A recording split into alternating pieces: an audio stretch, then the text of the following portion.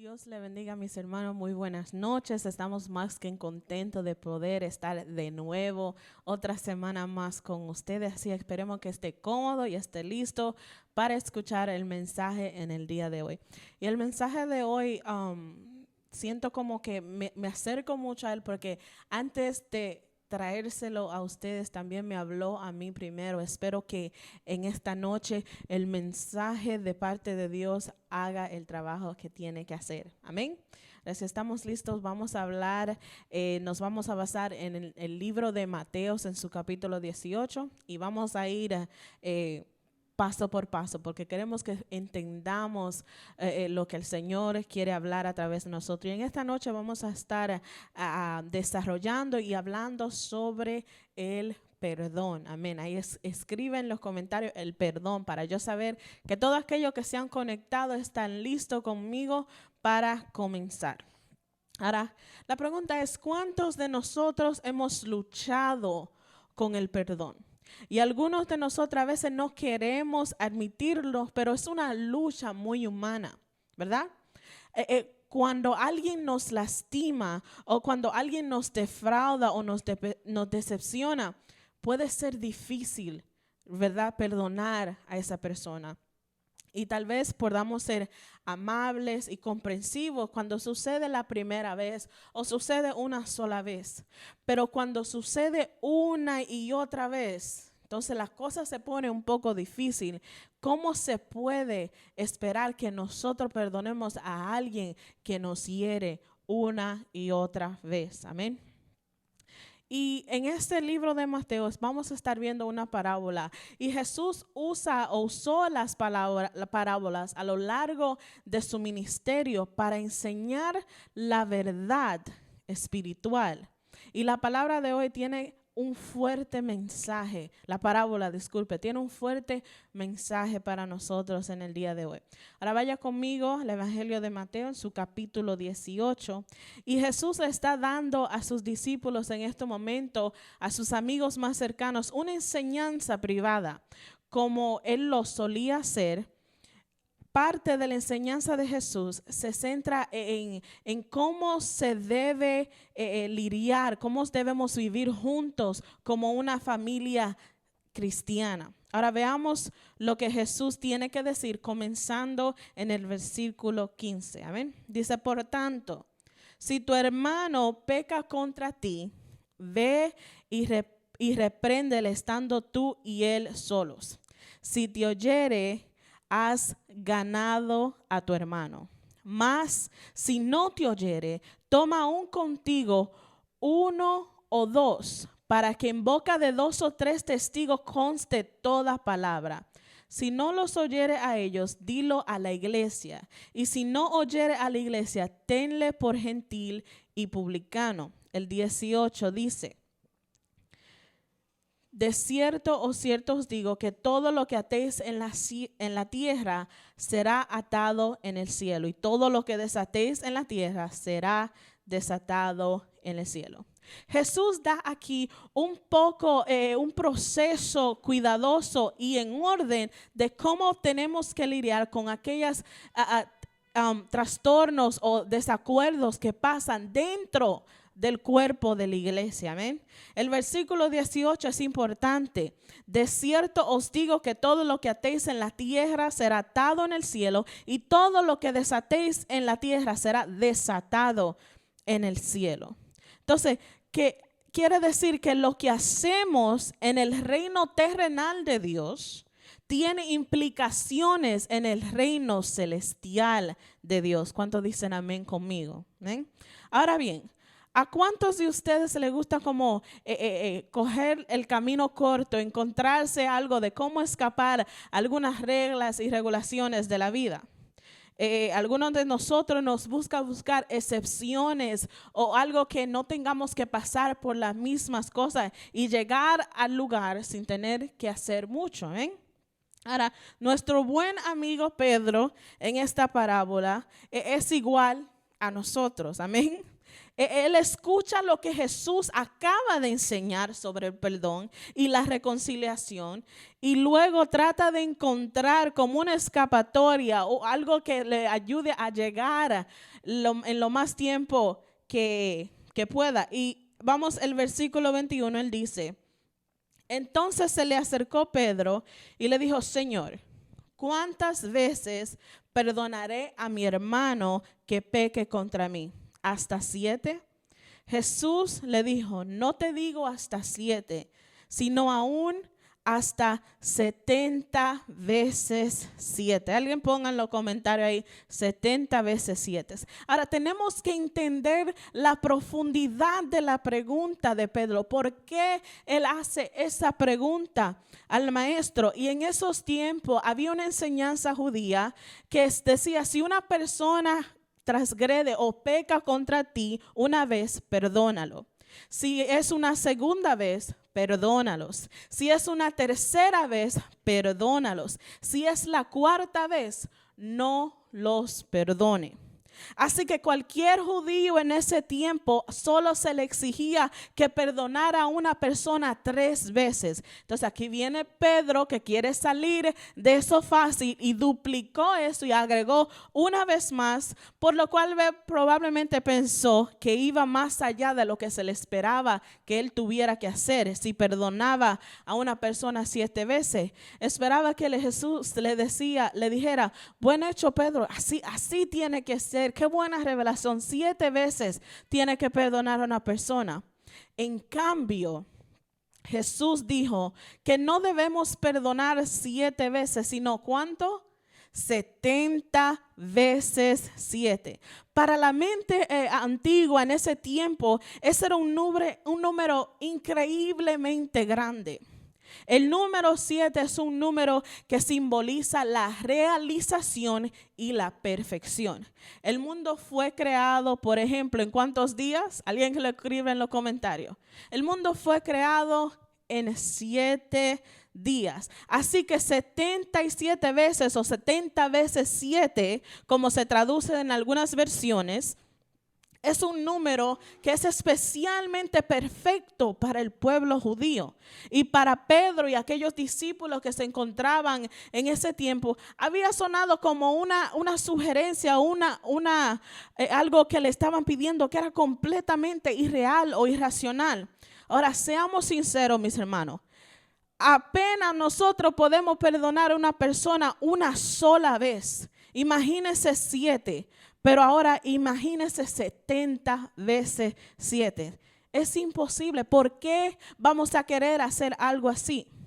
Jesús, por supuesto, sabe exactamente lo que esos discípulos están pensando y lo que usted y yo podemos estar pensando. Así que cuenta una parábola para ilustrar su punto. En el verso 23 dice así, por lo cual el reino de los cielos es semejante a un rey que quiso hacer cuentas con sus siervos. Y comenzando a hacer cuentas, le fue presentado uno que le debía 10,000 talentos. A este, como no pudo pagar, ordenó su señor venderle y a su mujer e hijos y todo lo que tenía para que pagase la deuda. Amén. 26. Entonces aquel siervo postrado le suplicaba diciendo, Señor, ten paciencia conmigo y yo te lo pagaré todo. El señor de aquel siervo, movido a misericordia, le soltó y le perdonó la deuda. Pero saliendo aquel siervo, halló a uno de sus consiervos que le debía 100 denarios y haciendo de él le ahogaba diciendo, págame lo que me debes. Ahora este hombre acaba de ser perdonados sus deudas y se encuentra con alguien que le debe y lo que le dice es, págame lo que me debes. Verso 29 dice, entonces su consiervo postrándose a sus pies le rogaba diciendo, ten paciencia conmigo y yo te lo pagaré todo. Si se da cuenta, ese consiervo acaba de usar la misma palabra que el Señor le ha contado a su rey y mire lo que le dice, mas él no quiso, sino fue y le echó en la cárcel hasta que pagase la deuda. 31. Viendo sus consiervos lo que pasaba, se entristecieron mucho y fueron y refirieron a su señor todo lo que había pasado. Entonces, llamándole su señor, le dijo: siervo malvado, toda aquella deuda te perdoné porque me rogaste. ¿No debías tú también tener misericordia de tu consiervo como yo tuve misericordia de ti? Entonces su señor enojado le entregó a los verdugos hasta que pagase todo lo que le debía. Así también mi Padre Celestial hará con vosotros si no perdonáis de todo corazón cada uno a sus hermanos sus ofensas. Ahora, lo que había resaltado de inmediato en esa historia para los discípulos fue el contraste que hubo entre las deudas de estos dos hombres, ¿verdad? Como no entendemos, tal vez no entendamos muy bien el dinero de esa época o cómo se refleja el día de hoy, permítame intentar traducirle ese monto. El primer hombre era como, digamos, el señor Bill Gates, mucho dinero, muy rico. Y vamos a decir que le debía mucho dinero al gobierno. De hecho, sí, la cantidad mencionada en la Biblia son 10,000 talentos, que podemos traducirlo esto como, vamos a decir, 10,000 millones de dólares. Eso es mucho dinero. 10,000 millones de dólares. Estamos hablando de una cantidad que a veces nosotros no nos podemos imaginar poder tener. Prácticamente para usted y para mí ese dinero no existe. Ahora, eso era una deuda grande aún para alguien como Bill Gates. El segundo hombre que le debía dinero a nuestro Bill Gates imaginario, ¿verdad? Vamos a ser una persona que trabaje un trabajo común, ordinario, que no pague mucho, y vamos a suponer que la deuda que le tenía a nuestro Bill Gates era de $1,000. Amén. Ahora el pobre debía $1,000. Bill Gates debía 10,000 millones. Uno debe 1,000, el otro 10,000 millones.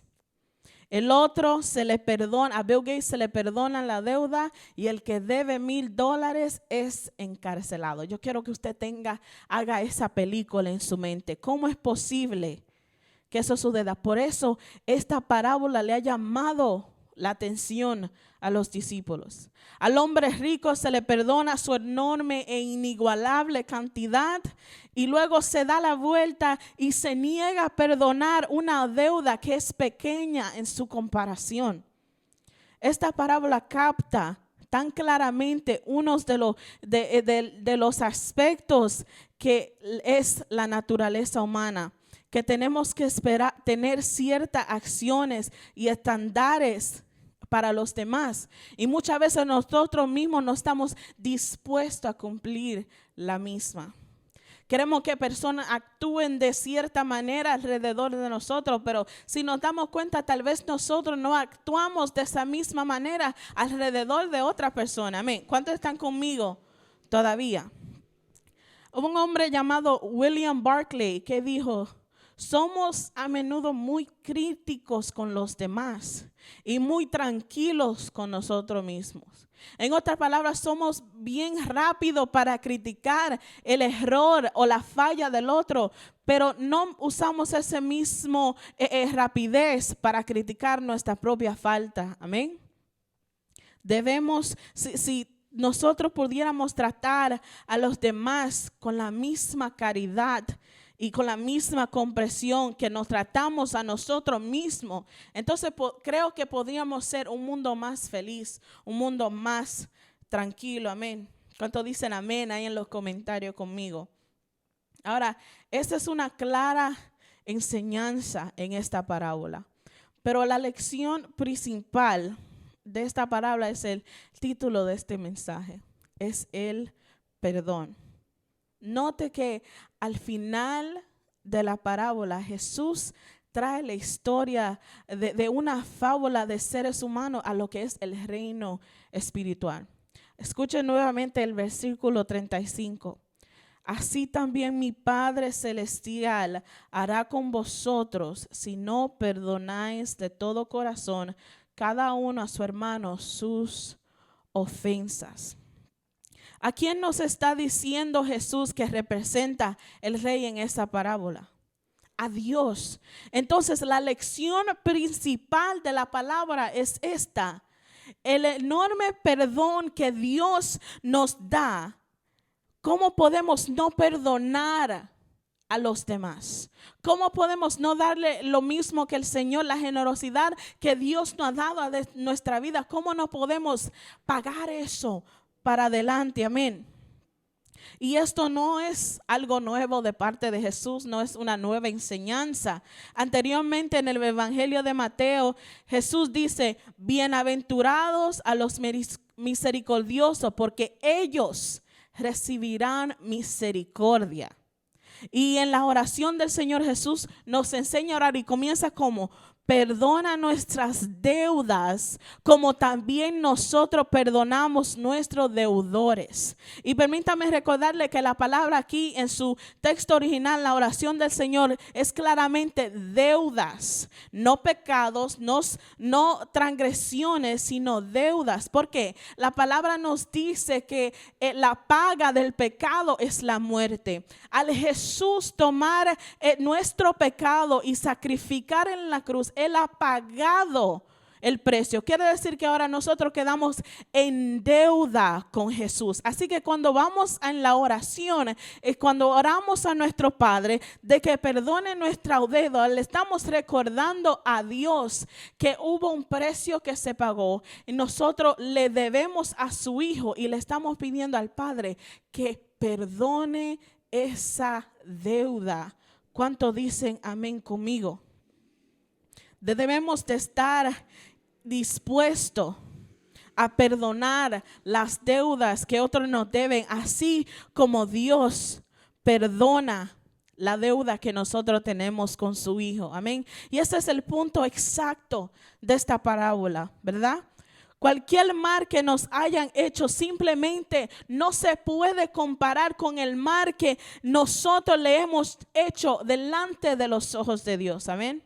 Y Él, en medio de todo eso, al pesar de todo esto, Él nos ha perdonado. Amén.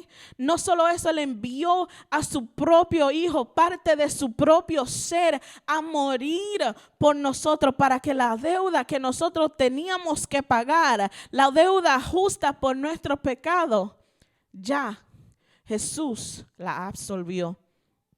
Y sin embargo, a veces nos atrevemos a molestarnos con los demás o no negarnos a perdonar a alguien que nos haya hecho algo. Y este es el punto que debemos ver en esta parábola. Cuando nos negamos a perdonar a los demás, quiero que escuche esto. No solamente estamos quebrantando la ley de Dios. Cuando nos negamos a hacer eso, estamos rompiendo el corazón de Dios. Cualquier verdadero cristiano debe entender que debido a que se nos ha perdonado tanto, debemos perdonar a los demás. Alguien escríbalo ahí conmigo. Debemos perdonar a los demás. Antes de hablar de alguna práctica de este principio del perdón, permítame aclarar alguna confusión que pueda haber, que a veces esta parábola, cuando se lee así bien rápido, causa. Algunas personas leen esta parábola y creen que dice que si no perdonamos a los demás, Dios no nos perdonará. En otras palabras, no seremos salvos. Y eso no puede ser cierto, porque si lo fuera, ninguno de nosotros se salvaría. Amén. Este malentendido luego se convierte como en una especie de justicia por obras, una idea de que si hacemos algo para que nos vean, entonces tenemos la salvación. O si hacemos, yo voy a la iglesia, yo oro, yo leo la Biblia, yo duro 2 horas y media de rodilla, entonces eso me va a garantizar la salvación. Las Escrituras enseñan claramente una y otra vez que la salvación, escuche esto y ponga muy atención porque quiero que esto se le quede con usted en esta noche. La salvación es un regalo de Dios. No es algo que usted ni yo vamos a poder ganar, no importando cuántas obras nosotros hagamos. Usted se puede quedar un día entero de rodillas, 24 horas de rodillas, rogando en mi presencia, pero eso no le garantiza la salvación. ¿Por qué? Porque sus obras no la van a ganar. Es un regalo de Dios. Es su gracia que está sobre usted. Amén. Entonces, ¿qué está Jesús diciendo aquí? Él está enseñando que nuestra disposición a perdonar es evidencia de nuestra salvación. Quiere decir que nosotros somos verdaderamente salvos cuando estamos dispuestos a perdonar a aquellos que nos han hecho mal. Amén. ¿Cuántos están conmigo todavía? Ahora, si le hemos dado nuestra vida al Señor, si hemos aceptado ese regalo gratuito de salvación de Dios, entonces quiere decir que estamos dispuestos a perdonar. Yo quiero que alguien escriba en los comentarios ahora: yo estoy dispuesto a perdonar. Declárelo conmigo: yo estoy dispuesto a dejar atrás y a perdonar y seguir adelante. Amén. Ahora, puede que no siempre tengamos éxito en eso, pero estamos dispuestos a intentarlo. Estamos dispuestos a seguir intentar perdonar hasta que seamos exitosos. Amén. Debido al perdón que se nos ha dado, vamos a estar dispuestos a perdonar a los demás. Si no estamos dispuestos a perdonar, entonces tenemos que hacernos una pregunta: ¿ha sido nuestro corazón realmente transformado por el Espíritu Santo? ¿Ha sido nuestra vida realmente transformada por el poder transformador del Espíritu Santo? Como dice Jesús anteriormente en el Evangelio de Mateo: no todo el que me dice Señor, Señor, entrará al reino de los cielos, sino solo aquel que hace la voluntad de mi Padre que esté en los cielos. ¿Y cuál es la voluntad de Dios Padre? Amor, misericordia y perdón. Si somos hijos de Dios, seremos cada vez más como Él. Lo que significa que el amor, la misericordia y el perdón serán cada vez más evidentes en nuestra vida. Esa parábola nos dice que Dios nos pedirá cuentas cuando no perdonemos o cuando no perdonamos. Él no cancela nuestra salvación, pero sin embargo va a tratar con nosotros para que podamos llegar a ese nivel de que podamos perdonar. Alguien puede decir amén ahí en los comentarios. Ahora, debemos perdonar como se nos ha perdonado. Quiero repetir eso: debemos perdonar como se nos ha perdonado.